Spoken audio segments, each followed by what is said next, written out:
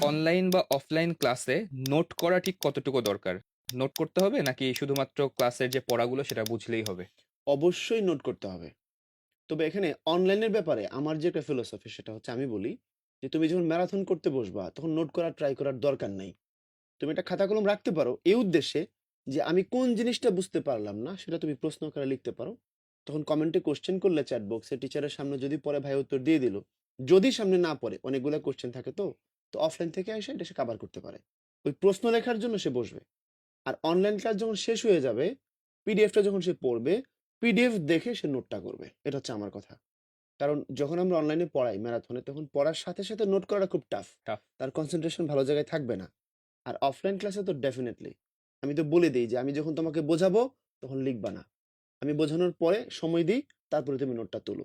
কারণ তোমার জন্য বোঝা এবং নোট করা ২ টা আলাদা হয়। আলাদা টাইমে যেন করতে পারে সেজন্য বুঝতে পারে।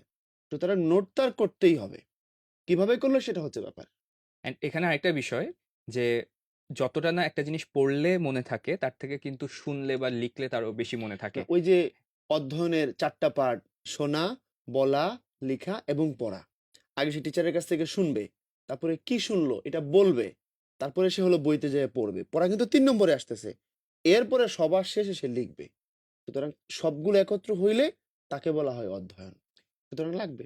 তো অনেকে বলে যে ভাইয়া অনেক পড়তেছি তারপরেও মনে থাকে না। তারা হয়তো শুধু পড়েই যাচ্ছে কিন্তু শেখার যে বাকি স্টেপগুলো সেটা হয়তো ঠিকমতো ফলো করছে ওই না। যে সবগুলো এক জায়গায় কম্বিনেশনে আসলেই না তার সাকসেসফুল একটা রেজাল্ট ক্রিয়েট হবে। জি ভাইয়া।